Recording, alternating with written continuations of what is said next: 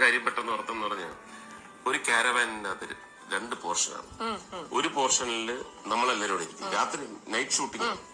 ഇപ്പുറത്തെ പോർഷനിൽ രാധികയാണ്, രാധികയും രാധികയുടെ അസിസ്റ്റൻസും കൂടെ.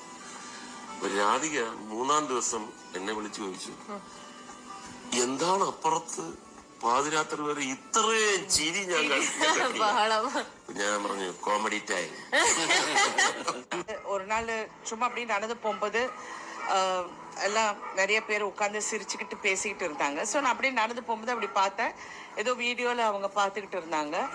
அப்போ நான் இன்னொருத்தரை கூப்பிட்டு கேட்டேன், இது என்ன அப்படி சிரிக்கிறீங்கன்னு. கிட்டத்தட்ட எல்லா கேரவேன்லேயும் யாரோ கேமரா வச்சு நம்ம லேடிஸ் ட்ரெஸ் சேஞ்ச் பண்ணுறது அவங்க எடுத்திருக்காங்க. நீங்கள் பாருங்க, you just type the name of the artist, அவங்களுடைய ட்ரெஸ் சேஞ்ச் இருக்கும். അത് ഞാൻ பார்த்தேன்.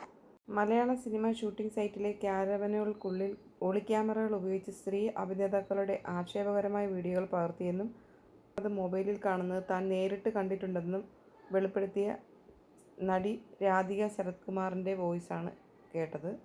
നടി രാധിക പറഞ്ഞ കാര്യങ്ങളുടെ സത്യാവസ്ഥയാണ് ആദ്യം കേട്ട വോയിസ് ക്ലിപ്പിലുള്ളത്. ഈ വീഡിയോ കാണുന്ന പ്രേക്ഷകരായ നിങ്ങൾക്ക് വീഡിയോയെക്കുറിച്ചുള്ള അഭിപ്രായങ്ങൾ കമൻറ്റുകളായി രേഖപ്പെടുത്താം. സിനിമ മേഖലയെ പറ്റിയുള്ള വാർത്തകൾക്കായി ഈ ചാനൽ സബ്സ്ക്രൈബ് ചെയ്യാൻ മറക്കരുത്.